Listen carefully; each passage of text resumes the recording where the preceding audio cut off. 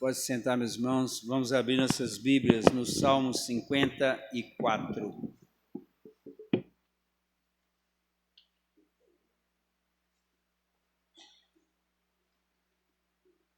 É a palavra do Senhor. Salmo 54.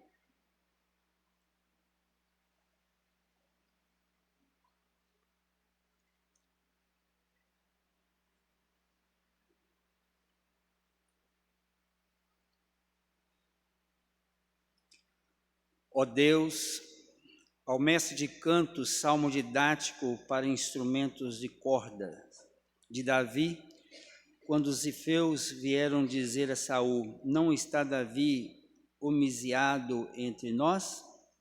Ó Deus, salva-me pelo teu nome e faze-me justiça pelo teu poder. Escuta, ó Deus, a minha oração, dá ouvidos às palavras da minha boca, pois contra mim se levantam os insolentes e os violentos procuram tirar minha vida. Não tem Deus diante de si. Eis que Deus é o meu ajudador, o Senhor é quem me sustenta a vida. Ele retribuirá o mal aos meus opressores, por tua fidelidade dá cabo deles. Oferecer-te-ei voluntariamente sacrifícios, louvarei o teu nome, ó Senhor, porque é bom, pois me livrou de todas as tribulações, e os meus olhos se enchem com a ruína dos meus inimigos. Vamos orar. Pai, fala ao nosso coração, através da tua palavra, que é atual, verdadeira, e que nós não venhamos a sair daqui, ó Deus, sem ouvir a voz do Senhor. Que o teu Espírito fale conosco, para a glória do teu nome e louvor do teu nome. Oramos, ó Pai, agradecidos no nome santo do Senhor Jesus. Amém. Irmãos, os momentos que nós vivemos hoje, ele tem nos alertado para aguçar a nossa percepção quanto às orientações bíblicas do fim dos tempos. Não há como nós passarmos por uma situação que nós estamos vivendo sem aguçar a nossa percepção, o nosso entendimento. Claro que nós já podemos perceber uma exacerbação de teorias e de mensagens que você fica meio até bobo de ouvir, que na verdade não tem nada a ver com a Bíblia. Então nós podemos perceber como os fatos de hoje estão mostrando como que a palavra tem se cumprido e como que cada dia que passa aumenta rapidamente aquelas coisas, aquelas profecias, aquelas promessas que a Bíblia traz para nós. E um assunto pouco tratado, tenho que ser sincero com os irmãos, eu nunca preguei sobre esse assunto na igreja, em toda a minha vida de ministério, eu nunca parei para pregar sobre o assunto que é a circunstância que se encontra no Salmo 54, e por incrível que pareça, depois nós vamos ver também no Salmo 55, que é um assunto pouco tratado, que se refere a homens traidores. Por incrível que pareça, essa semana, não sei quem acompanhou aí as devocionais do devocionário, coincidiu que essa semana apareceu lá uma pequena mensagem sobre aqueles que traem, que são traidores. Este Salmo 54, ele é um salmo didático, como nós vimos aí no título. Ele é um salmo didático que nós sabemos que o salmo didático ele tem por intenção a instrução e ensinar. Todo salmo didático, ele tem essa instrução. Mas também nós podemos considerar esse salmo como um lamento, porque ele não é somente didático, mas ele traz um lamento de Davi. Davi está lamentando.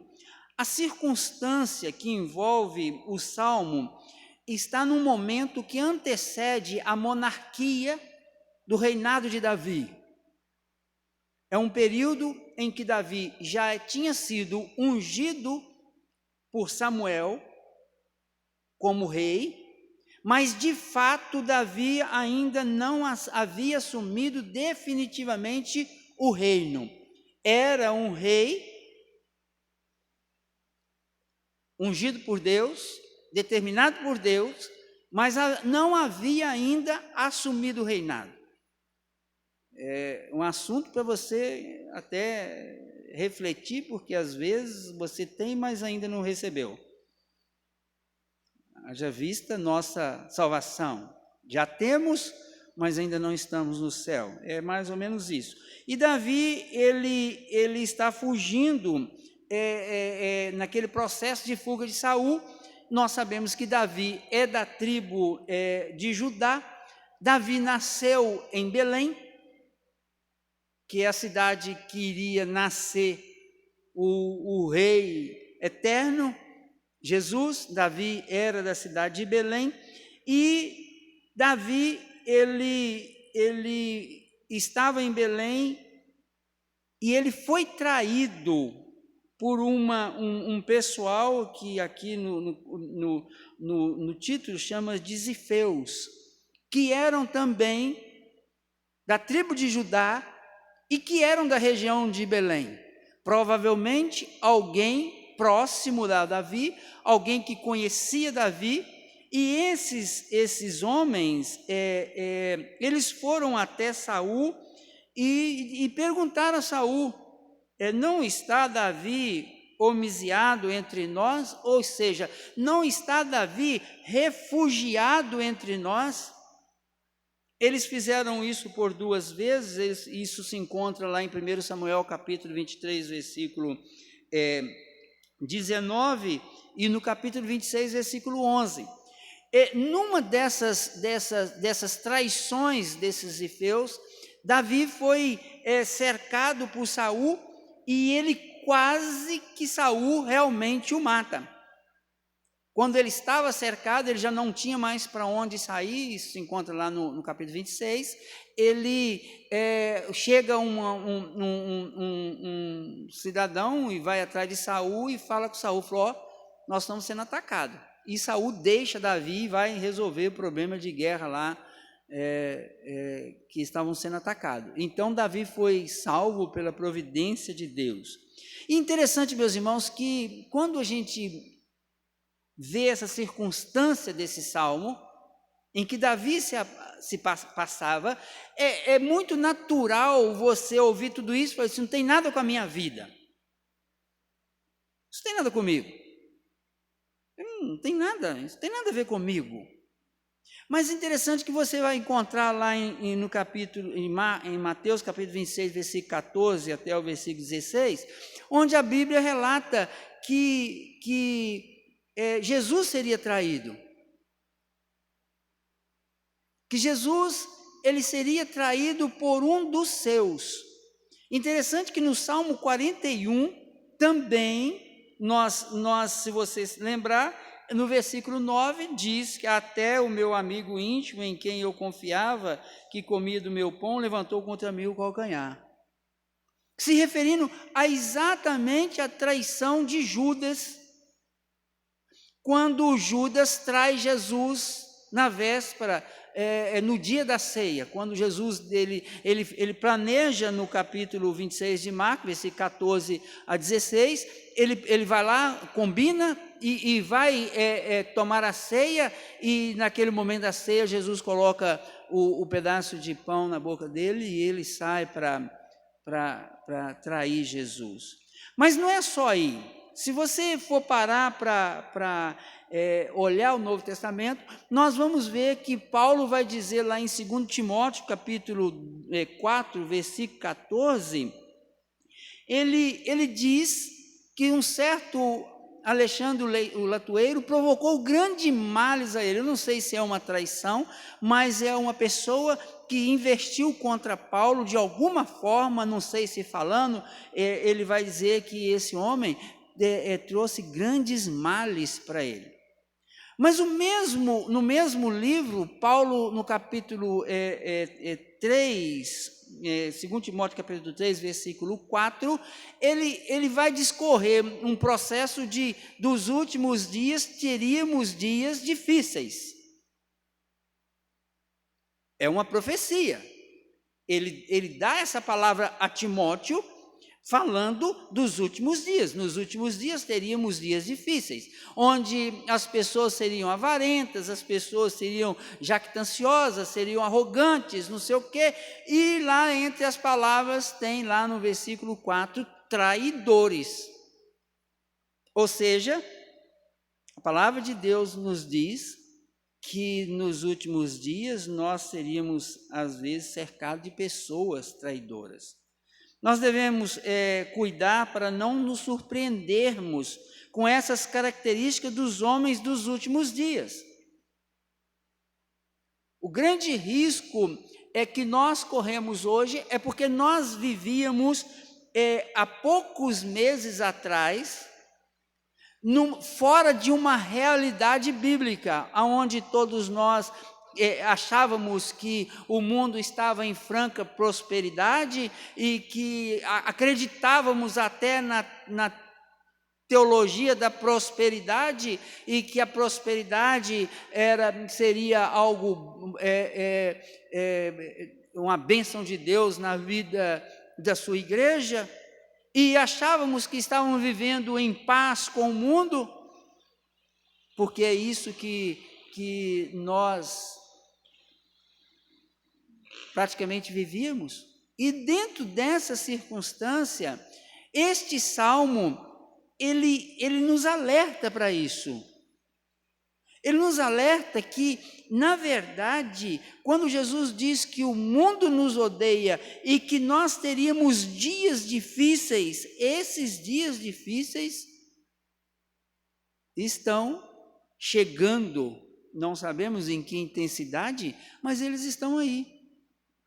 Então, aquela ilusão de que a igreja ia, como diz o outro, como diz aquelas pessoas que dizem que nadando em mar de brigadeiro, aquele navio que vai andando como se não tivesse uma única onda sobre o mar, isso não é uma realidade.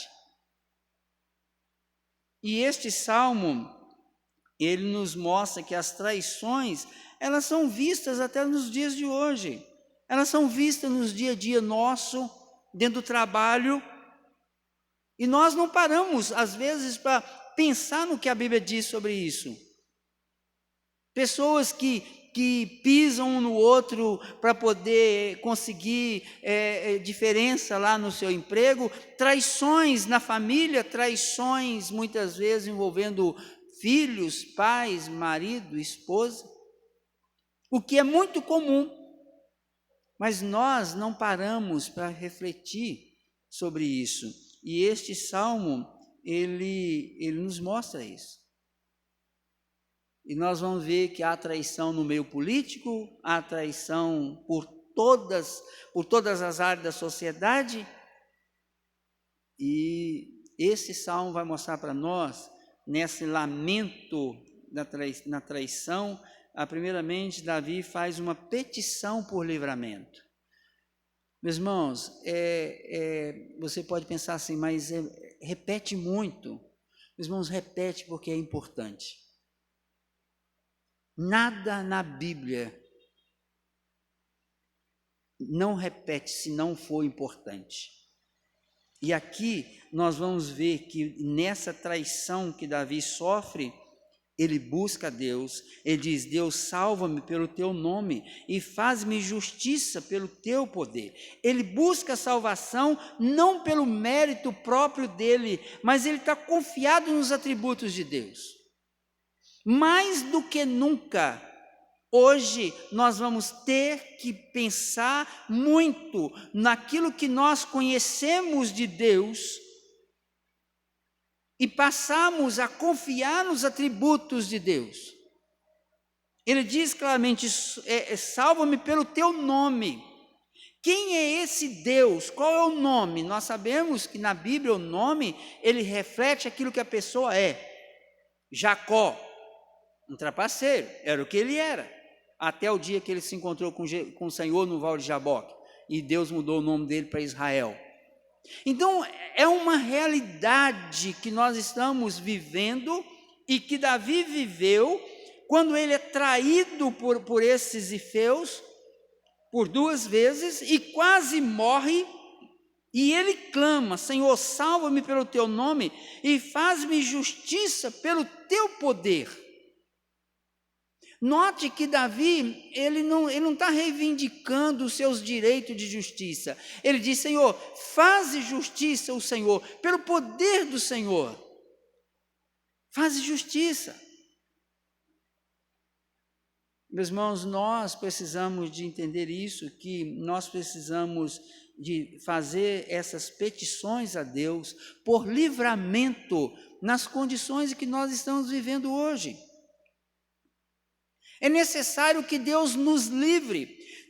Deus vai nos livrar de toda essa circunstância que nós estamos aqui hoje. Não, Deus vai simplesmente providenciar para que a gente passe por este período, por esses dias difíceis, lembrando que as tribulações estão vindo, e elas vão aumentar no decorrer dos anos, porque as profecias são para que vocês saibam que eu vou voltar, diz Jesus, né?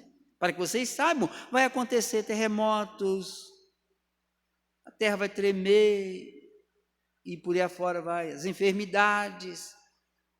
Quem se lembra lá do capítulo 21 de Lucas, você vai ver que Jesus escreveu tudo isso. E interessante que ele escreve para dizer: olha, para que vocês saibam que eu vou voltar. Então nós estamos caminhando por um processo de dor e sofrimento, e precisamos que Deus haja. Ele usa aqui, Davi usa aqui nessa expressão no primeiro versículo, uma expressão jurídica, quando ele diz: faze-me justiça, ou seja, Senhor, age com o teu poder fazendo justiça, porque eu fui traído, eu estou sendo perseguido. Como eu disse aqui, né, Davi já tinha sido ungido por Samuel, e vivia um processo de fuga, anos, mesmo sendo aquele que estava ungido. Então ele pede isso, e ele aguarda a justiça de Deus, confiado nesse poder de Deus. Ele vai dizer aqui no versículo 3, pois contra mim se levantam os insolentes. Esses insolentes aqui, ele é um termo que ele se diz: contra mim se levantam os orgulhosos. E essa característica que ele coloca aqui de insolentes, ele não cita os ifeus, mas ele o trata como os insolentes. Ele diz que eles são violentos, que eles procuravam tirar a vida dele, que eles não tinham Deus diante de si. Vamos abrir lá em 2 Timóteo capítulo 3, versículo de 1 a 5, e eu quero que você preste muita atenção nesse texto, que você e eu já lemos muitas vezes, mas às vezes a gente não trata essas palavras aqui conforme a Bíblia coloca para nós. 2 Timóteo capítulo 3, versículos de 1 a 5. Abra sua Bíblia aí.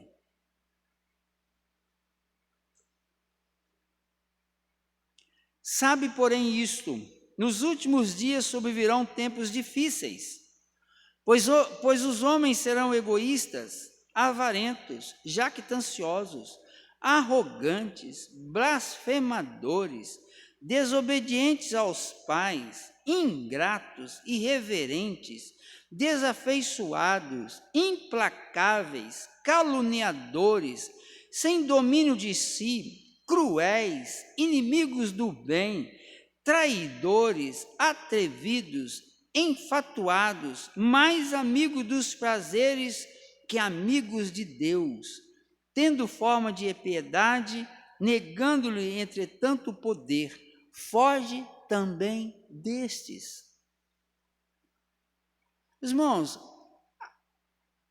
essa novidade de vida que nós estamos vivendo agora, diante dessa pandemia, ela vai fazer com que muitos desses adjetivos aqui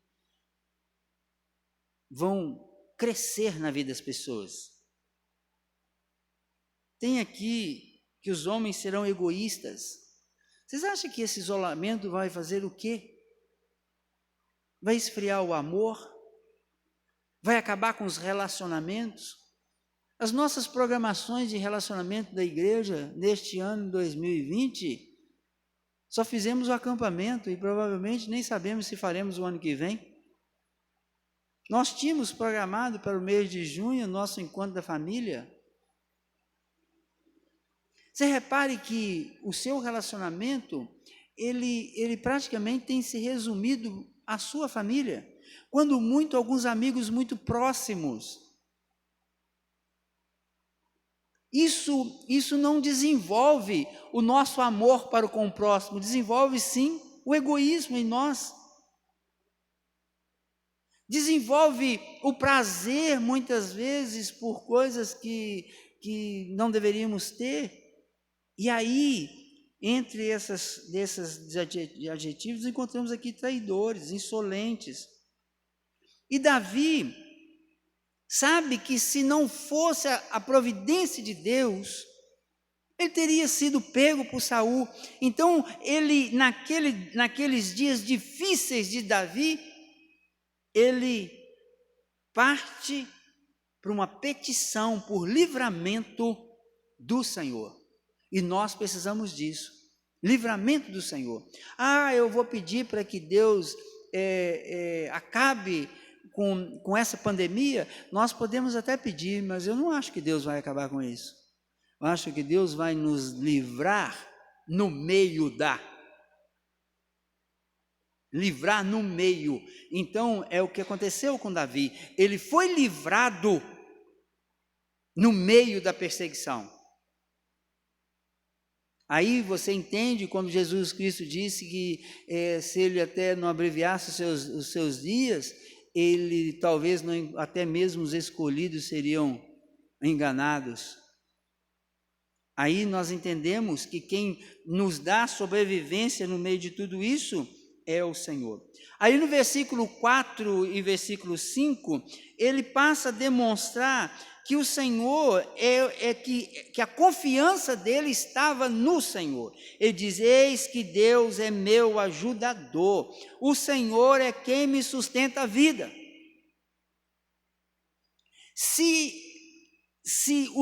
Os pilares, os 3 pilares, vamos dizer assim, da idolatria da humanidade estão sendo destruídos, um deles, a ciência, que não consegue descobrir e está aí batendo cabeça já há mais de não sei quantos meses com tudo isso. A economia, que ruiu. Nós não sabemos quantos desempregados nós teremos daqui para o final do ano. E o governo, que não consegue fazer nada, que perdeu o controle, e não é só o do Brasil, mas do mundo inteiro, não sabe o que fazer. Ou seja, a sociedade confiava na ciência, a sociedade que confiava na economia, a sociedade que confiava nos governos, perderam a confiança. E aí, com essa perda de confiança, o que vem? Vem o desespero, vem a ansiedade, vem a depressão, vem a síndrome do pânico, vem o suicídio. Por quê? Porque não tem no coração o que está escrito no versículo 4. Eis que Deus é meu ajudador. O Senhor é quem sustenta, quem me sustenta a vida. Os ifeus me traíram, Saul me cercou, mas o Deus que eu amo, o Deus que eu sirvo, é o Deus que sustenta a minha vida, Ele é o meu ajudador. Aí nós vamos lembrar dos 3 amigos de Daniel, quando foram lançados naquela fornalha de fogo, eles disseram a Nabucodonosor: ó rei, se Deus quiser nos salvar, Ele salvará. Se não quiser, nós vamos virar churrasco agora. Joga para ver o que vai acontecer. Em outras palavras, ele estava dizendo para o rei: aqui, olha, nós não queremos saber se Deus vai nos livrar ou deixar de nos livrar. Nós sabemos o Deus que nós cremos. Meus irmãos, às vezes a gente vê esses textos e não entende que nós somos o povo de Deus, nós somos o corpo de Cristo, e que Jesus morreu naquela cruz do Calvário para nos comprar, para nos ter como seu povo.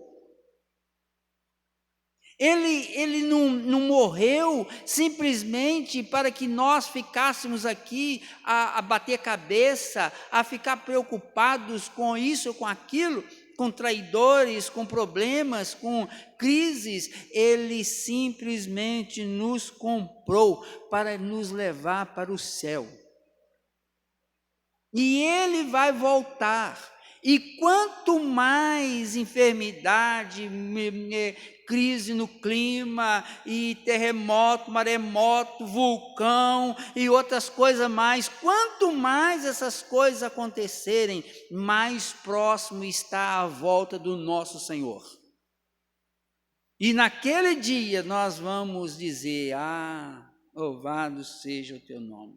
Então Jesus morreu, foi para ser aquilo que Davi diz aqui: o Senhor é meu ajudador, o Senhor é quem me sustenta a vida, Ele retribuirá o mal aos meus opressores por tua fidelidade e dá cabo deles.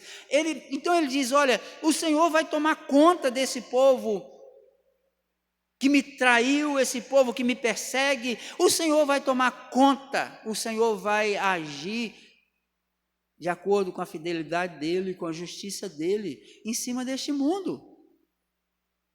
Aí nós vemos um mundo virado de ponta cabeça, em poucos meses, coisa que nenhum de nós poderia imaginar.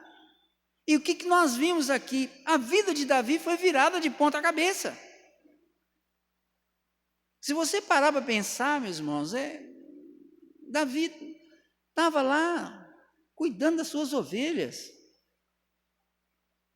Ele nem estava em casa, ele estava lá cuidando das suas ovelhas, lá com os seus problemas, lá com os seus ursos e não sei o quê, que ele estava lá com um animal que estava querendo comer as ovelhas, ele com a sua funda lá, matando aqueles bichos e resolvendo os problemas das ovelhas dele. Um menino trabalhador, adolescente, estava lá, enquanto os irmãos dele estavam em casa, o pai dele estava em casa. Samuel chega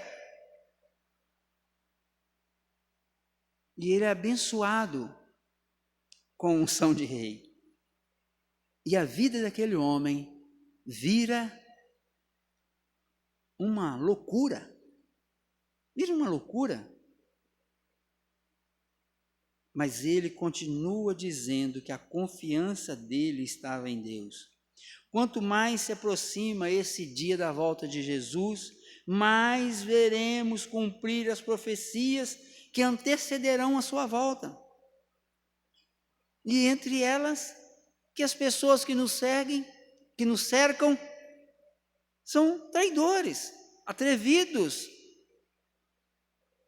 não querem saber de Deus, antes amigo dos prazeres do que amigo de Deus. E por último, Davi, diante dessa circunstância toda, dessa perseguição, ele é muito impressionante como que esses salmos vão se repetindo para mostrar para nós aquilo que nós temos que fazer. Ele busca Deus, ele faz uma petição por livramento, ele declara a sua confiança e imediatamente ele passa a fazer uma declaração de ações de graça espontânea. Ele começa no versículo 6, oferecer-te-ei voluntariamente sacrifícios, ou seja, eu vou voluntariamente prestar agradecimento ao Senhor, eu vou louvar o teu nome, porque o Senhor é bom. Aqui, meus irmãos, tem uma questão que o Marconi fez uma colocação na oração dele, que nós, nessa pandemia que nós estamos vivendo, nós corremos o risco de afrouxar exatamente onde não podemos. Afrouxar nas nossas petições a Deus por livramento, afrouxar na nossa confiança no nosso Deus, porque confiava muitas vezes no dinheiro, confiava no governo, confiava na medicina, e aí ruiu tudo, e agora nós perdemos a nossa base, então nós precisamos de voltar para aquilo pelo qual nós fomos comprados, nós fomos lavados e remidos no sangue do Senhor para confiar no Senhor. E o que é pior, com isso nós perdemos às vezes aquele fervor de estar aqui para cultuar e prestar ações de graça ao nosso Deus. Ele diz claramente: ofereceste-ei voluntariamente sacrifícios, louvarei o teu nome, ó Senhor, porque é bom, pois me livrou de todas as tribulações, e os meus olhos se enchem com a ruína dos meus inimigos. Ele seja, o Senhor me protegeu, os meus inimigos caíram, e eu vou sacrificar ao Senhor. Nós sabemos que o sacrifício era no templo, era no tabernáculo, eles tinham que ir cultuar a Deus, pedido ao Senhor. Então nós fazemos o quê? Essa aflição, esse desequilíbrio emocional que às vezes nós sofremos numa crise dessa, nos faz muitas vezes parar de dar graças a Deus. Parar de dar graças a Deus por aquilo que o Senhor faz por nós, por estarmos ainda firmes, crendo no Deus da nossa salvação. Podemos confiar na palavra dEle, por podermos estar realmente glorificando, exaltando o nome dEle, podemos estar reunindo ainda, podemos estar aqui, e aí nós vamos enfrentar dias difíceis. Por quê? Porque você vai ser bombardeado para manter a sua fé fora do templo, fora disso aqui. Isso já é uma estratégia. Quando você começa a achar que você pode cultuar a Deus lá deitado na sua cama de pijama, diante de uma televisão, ouvindo o pregador que você acha que deve ouvir, ou assistindo aquilo que nós chamamos, nós não, né? Alguns chamam aí de culto online.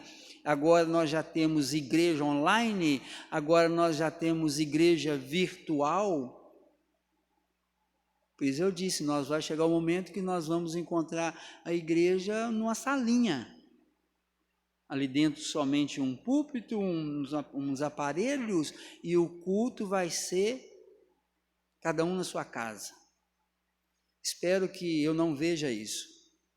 Não quero ver isso. Por quê? Porque eu creio que nós fomos chamados como povo de Deus, membro de um corpo, e nós somos um povo que adora a Deus unidos, juntos, presencialmente. A adoração é presencial. Ela é presencial. Foi no passado e é hoje e será na eternidade. O culto na eternidade a Deus não será online. Não será via internet no céu. Imagina, cada um no céu separado, todo mundo, cada um no seu canto, fazendo um culto a Deus via internet. Não existe isso. Nós vamos estar todos juntos. Milhares de pessoas juntas adorando o Senhor e servindo ao Senhor. Então nós precisamos de entender isso. Nesses dias difíceis, entre todo tipo de pessoa que nós encontramos, nós encontraremos aqueles que são traidores, aqueles que nos traem, aqueles que traem a igreja do Senhor, aqueles que traem ao Senhor, abandonando o Senhor, blasfemando contra o Senhor, trai na prática do pecado, trai na vida que não é a vida que Deus deseja para o seu povo, trai a sua fé, trai até a si mesmo, porque começam a trair a própria fé. Então, que nós não venhamos a nos surpreender com isso, porque a palavra do Senhor diz que há de acontecer tudo isso para que o Senhor volte e que nós estejamos bem atentos para enfrentar todas essas coisas neste mundo, sabendo que um dia estaremos com o Senhor na glória, para o louvor do nome dEle, e que o Senhor venha o mais rápido possível, no seu devido tempo, porque nós sabemos que Ele virá no dia que Ele der a ordem, a trombeta soar, e nós podemos ver o Senhor voltando, e assim nós estaremos para sempre com Ele. Louvado seja o nome dEle. Vamos colocar em pé e vamos orar ao Senhor.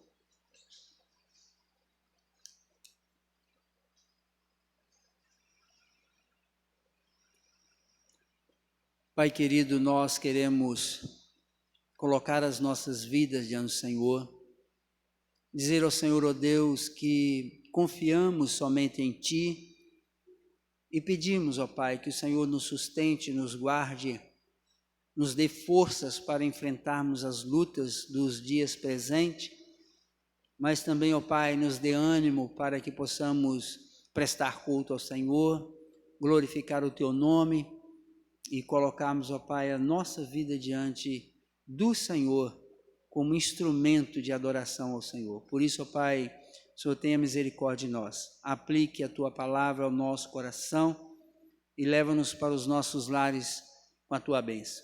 Que a graça do nosso Senhor e Salvador Jesus, que morreu na cruz do Calvário por nós, o amor do nosso Deus e Pai, que nos escolheu antes da fundação do mundo, a direção e unção do Espírito esteja sobre cada um de vós e sobre todo o povo de Deus espalhado sobre a terra, hoje e para todos sempre.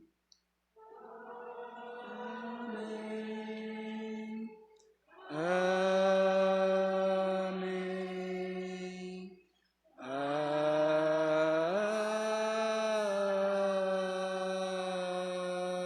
Amém. Pode sentar, meus irmãos.